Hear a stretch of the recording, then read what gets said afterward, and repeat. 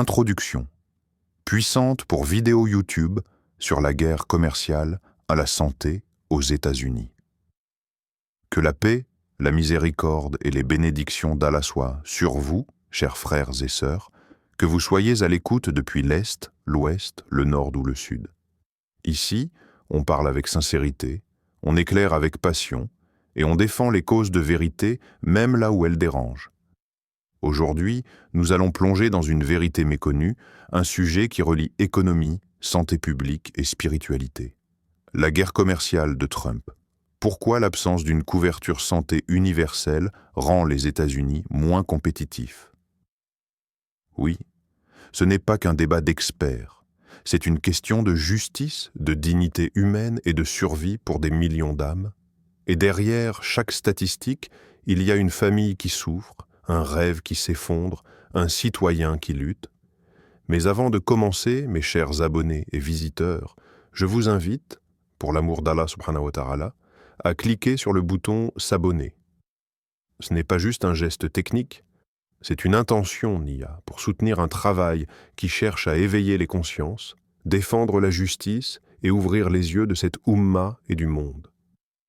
L'abonnement, c'est aussi participer à une chaîne qui refuse le silence face à l'oppression. Les commentaires, c'est partager vos réflexions, vos douleurs, vos espoirs, car ce combat est aussi le vôtre. Les partages, c'est tendre la main à ceux qui sont encore dans l'ignorance ou le doute.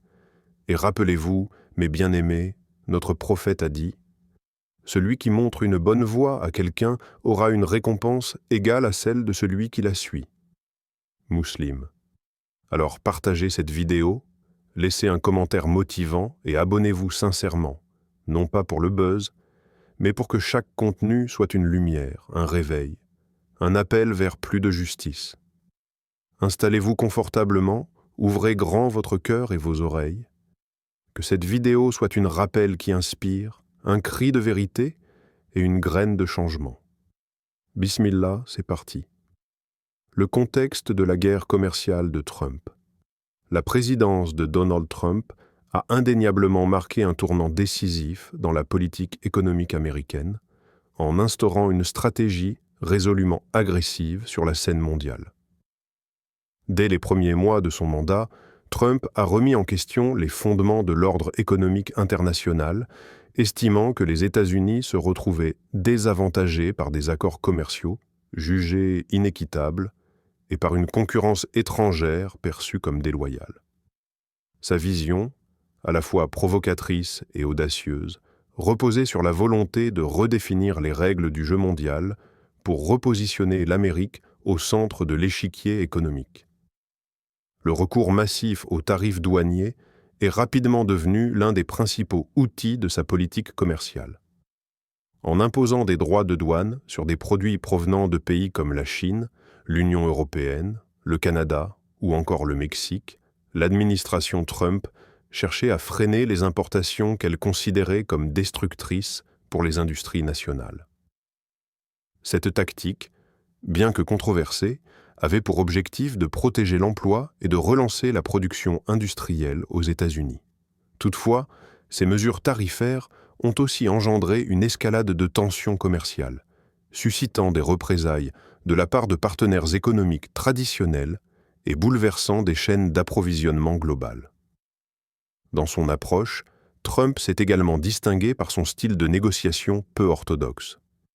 Plutôt que de s'en tenir à un cadre de discussion institutionnalisé, il n'hésitait pas à recourir à des menaces et à un discours populiste pour obtenir des concessions. Les sommets commerciaux et les réunions bilatérales prenaient souvent une dimension théâtrale, où la rhétorique venait parfois supplanter la négociation traditionnelle. Ce style direct, perçu par ses partisans comme une volonté de réveiller une économie endormie, a été critiqué par d'autres qui y voyaient un déstabilisateur de l'équilibre international. Paradoxalement, cette guerre commerciale, présentée initialement comme une lutte pour l'intérêt national, a mis en exergue plusieurs failles structurelles de l'économie américaine. Bien que l'on affiche souvent une image de prospérité et de puissance, les politiques protectionnistes et les mesures unilatérales ont révélé des vulnérabilités, notamment dans des secteurs technologiques ou industriels fortement dépendants des échanges internationaux. Le déficit commercial historique, combiné à une dépendance accrue à l'égard de certaines importations stratégiques, a démontré que la compétitivité des États-Unis ne pouvait se réduire à la seule mise en place de barrières douanières. Le choix de Trump de privilégier une stratégie America First a également eu des répercussions significatives sur le rôle des États-Unis dans l'économie globale. En tentant de renégocier ou même de se retirer de divers accords commerciaux internationaux, son administration a ouvert un débat sur la pertinence de s'engager dans une mondialisation dont les bénéfices semblent inégalement répartis. Cette remise en question a ravivé des débats anciens sur le protectionnisme et sur la capacité d'un pays à protéger ses intérêts sans s'isoler des dynamiques économiques mondiales. Ainsi, la guerre commerciale de Trump apparaît comme le reflet d'un conflit plus large entre une vision globalisante et une approche nationaliste. Les motivations derrière ces mesures ne se limitaient pas uniquement à des raisons économiques. Elles s'inscrivaient également dans une stratégie politique visant à mobiliser une base électorale en quête de renouveau et de changement radical. En campant sur le sentiment que les élites internationales avaient trahi les intérêts américains, Trump a réussi à galvaniser une partie de la population, en particulier les électeurs issus des zones industrielles en déclin. Ainsi, la guerre commerciale devint, au-delà de sa dimension économique, un outil de légitimation politique, renforçant le discours de rupture avec l'ordre établi. En somme, le contexte de la guerre commerciale de Trump se caractérise par une volonté d'affirmer la souveraineté économique américaine dans un monde perçu comme de plus en plus concurrentiel et instable. À travers des mesures tarifaires audacieuses, une négociation disruptive et un discours populiste, son administration a cherché à redessiner les contours d'un nouvel ordre économique international. Cette stratégie, qui a radicalement modifié le paysage des relations commerciales mondiales, révèle à la fois l'ambition de restaurer une grandeur perdue et les défis structurels auxquels les États-Unis doivent encore faire face pour assurer leur compétitivité à long terme. Deuxième, l'impact de l'absence d'une couverture santé universelle. Les États-Unis, malgré leur statut de première puissance économique mondiale, présentent une contradiction frappante en matière de santé publique. Contrairement à de nombreuses nations développées qui offrent à leurs citoyens une couverture santé universelle, l'Amérique fonctionne avec un système fragmenté, reposant principalement sur des assurances médicales privées et des dispositifs publics partiellement accessibles. Ce modèle économique et social, souvent jugé coûteux et inégalitaire, engendre d'importants stress financiers tant pour les individus que pour les entreprises, affectant la compétitivité globale du pays. Dans un premier temps, il convient de souligner que l'absence d'une couverture santé universelle crée une disparité marquée dans l'accès aux soins. Pour une grande partie de la population, l'obtention de soins médicaux de qualité dépend fortement de la capacité à souscrire à une assurance privée dont les tarifs peuvent être prohibitifs. Les travailleurs, notamment dans des secteurs à faible revenu, se retrouvent souvent face à des coûts médicaux exorbitants, conduisant à un report ou un abandon des traitements. Ce manque de prévention et d'accès régulier aux soins ne se traduit pas uniquement par des conséquences individuelles, mais il compromet également la santé publique globale en favorisant l'aggravation de maladies qui auraient pu être traitées à un stade précoce. Sur le plan économique, le système de santé fragmenté impose des charges considérables aux entreprises. Les coûts liés à l'assurance santé des employés représentent une dépense massive pour les entreprises, ce qui se répercute sur leurs marges bénéficiaires et la compétitivité internationale.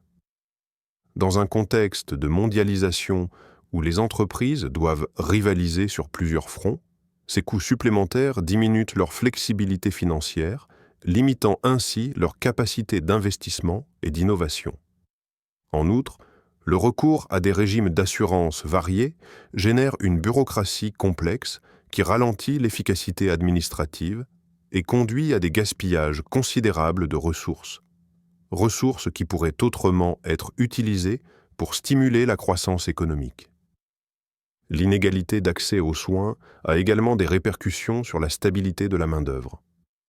Une population confrontée à des frais médicaux élevés et à une insécurité en matière de santé voit son niveau de bien-être se détériorer, avec un impact direct sur la productivité. Les arrêts maladie fréquents, le stress chronique lié aux problèmes de santé non traités et l'absence de mesures préventives adéquates contribuent à un climat de travail moins stable et moins performant.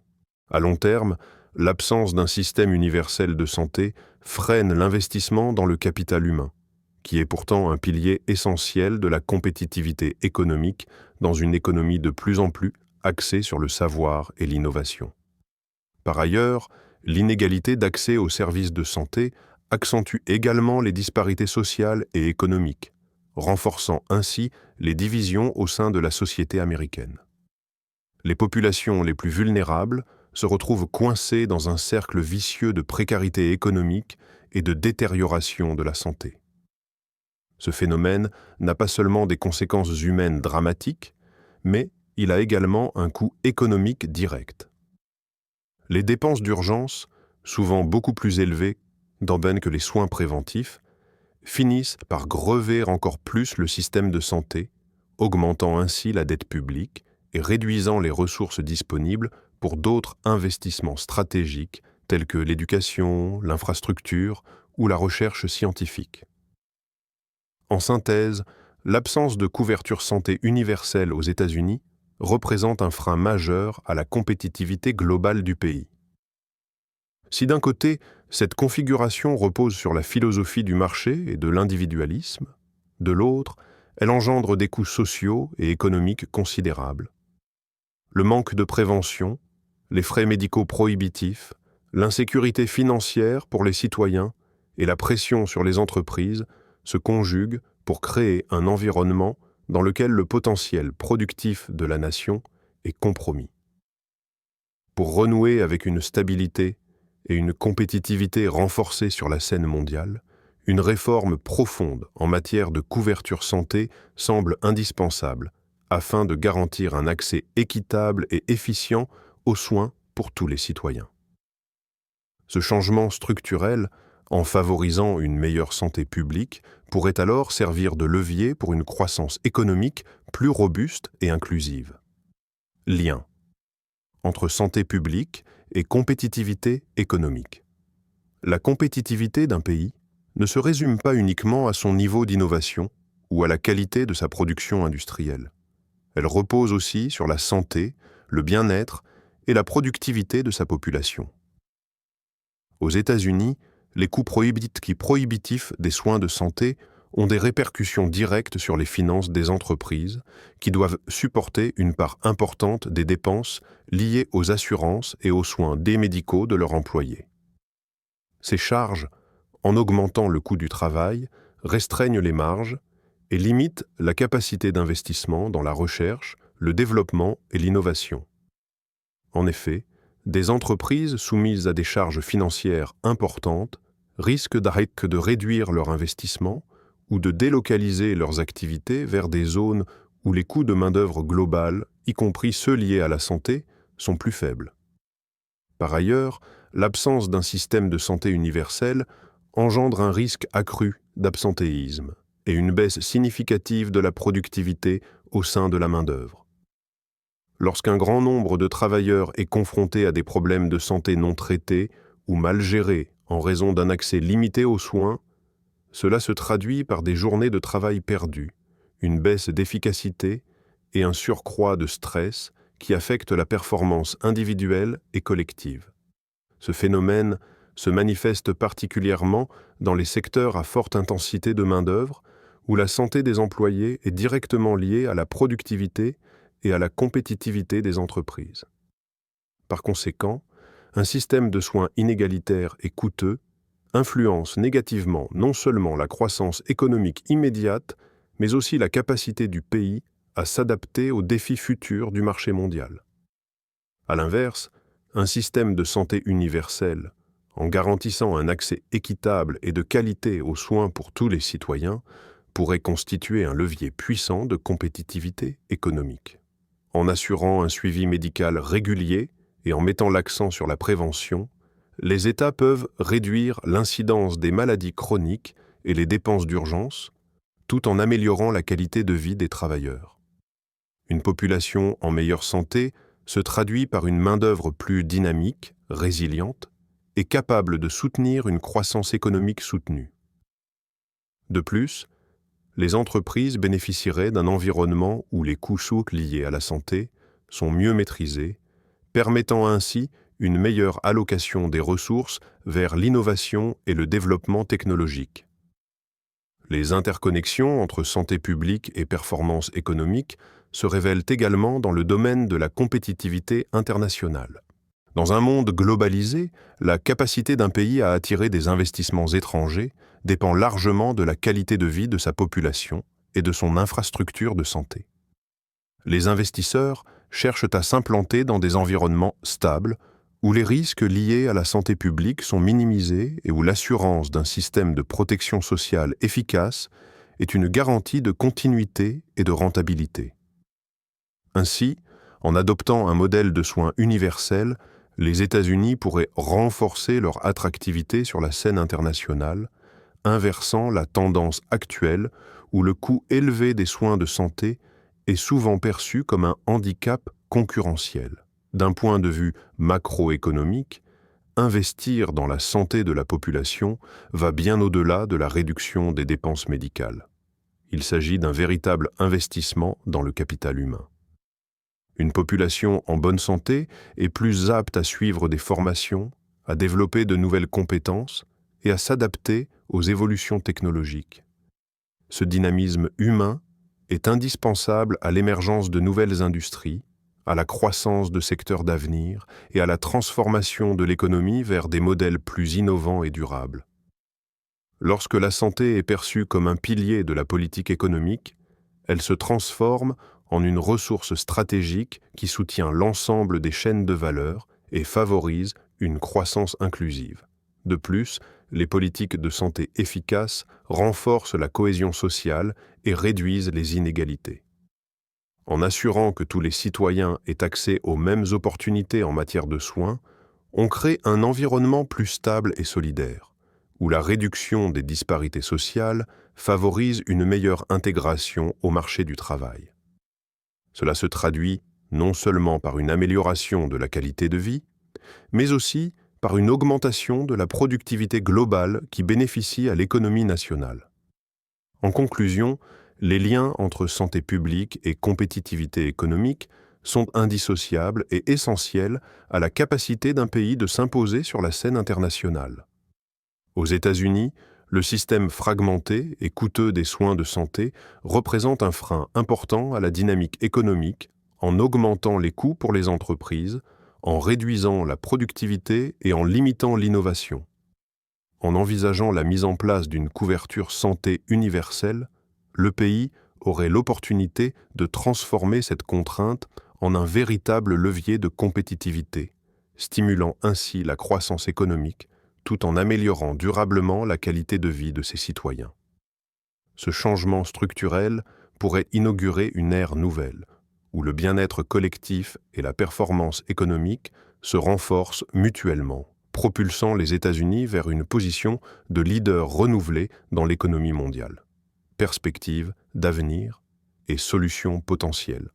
Alors que les États-Unis s'efforcent de maintenir leur position de leader économique mondial, le débat sur la réforme du système de santé prend une ampleur sans précédent. La pandémie de Covid-19 a révélé de manière brutale les lacunes structurelles du système américain, exposant des millions d'Américains à l'insécurité médicale, à l'endettement et, dans les pires cas, à la mort faute de soins abordables. Ce constat a renforcé l'idée selon laquelle l'absence de couverture santé universelle n'est pas seulement une injustice sociale, mais un frein majeur à la compétitivité nationale. Face à ce constat, plusieurs perspectives d'avenir se dessinent. La première, et la plus ambitieuse, serait l'adoption progressive d'un système de santé universel inspiré de modèles mixtes présents dans des pays comme l'Allemagne, la France ou le Canada.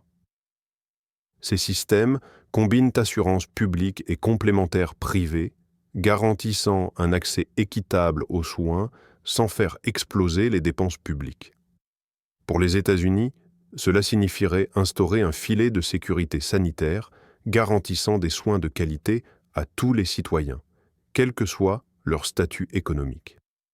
Parallèlement, des réformes structurelles plus ciblées pourraient être envisagées. Régulation des prix des médicaments, réduction des frais administratifs liés aux multiples assureurs, amélioration de la transparence dans les hôpitaux et digitalisation du suivi des patients. L'objectif serait double: faire baisser les coûts tout en augmentant l'efficacité du système. Autre piste, encourager la prévention plutôt que la réaction. Dans le système actuel, les soins sont souvent sollicités en dernier recours lorsque les pathologies se sont aggravées. Un système axé sur la prévention, bilan de santé régulier, campagne de sensibilisation, suivi personnalisé, permettrait non seulement de réduire les coûts à long terme, mais surtout de bâtir une population en meilleure santé, plus apte à contribuer à la vie économique et sociale du pays. Enfin, les enseignements venus de l'étranger ne doivent pas être ignorés. De nombreux pays ont prouvé que l'instauration d'un système universel n'est pas une utopie coûteuse, mais une stratégie viable pour soutenir la croissance, l'innovation et la justice sociale. Le Japon, par exemple, affiche une des meilleures espérances de vie au monde tout en consacrant une part de son PIB à la santé inférieure à celle des États-Unis. Cela prouve que la volonté politique, alliée à une gestion rigoureuse, peut transformer le destin d'un pays. Le lien entre santé et puissance économique est désormais indiscutable. Pour les États-Unis, maintenir une stratégie de croissance sans réformer en profondeur leur système de santé reviendrait à construire un gratte-ciel sur des fondations fissurées. L'absence de couverture santé universelle, loin d'être un simple problème domestique, impacte directement la performance du pays sur la scène internationale. Repenser le système de santé, c'est réconcilier efficacité économique, justice sociale et souveraineté nationale. Les défis sont grands, mais les opportunités le sont tout autant. Il est temps que les décideurs prennent la pleine mesure de cette réalité. Une nation forte commence par une population en bonne santé. Et une population en bonne santé, c'est une économie plus forte, plus résiliente, plus humaine. اللهم يا واسع الرحمة يا شافي المرضى نسألك أن تمن على هذا البلد وجميع البلدان بالرشد في القرار وبالصحة في الأبدان وبالعدل في التدبير. اللهم اجعل لنا من كل ضيق مخرجا ومن كل هم فرجا وبارك لنا في أرزاقنا واحفظ لنا أهلينا وذريتنا. اللهم ارزق قادتنا الحكمة والرأفة بشعوبهم واجعل الصحة والرحمة سبيلا لنهضة الأمم. Ô Allah, toi qui es la source de la miséricorde, toi le guérisseur des malades, nous te demandons de bénir ce pays et tous les pays du monde avec la sagesse dans les décisions, la santé dans les corps et la justice dans la gouvernance. Accorde-nous une issue à chaque difficulté, un soulagement à chaque peine. Bénis nos moyens de subsistance, protège nos familles et nos enfants. Donne aux dirigeants la sagesse et la miséricorde envers leur peuple. Fais de la santé et de la compassion des piliers pour l'élévation des nations. Amin, ya Rabbel Alamin.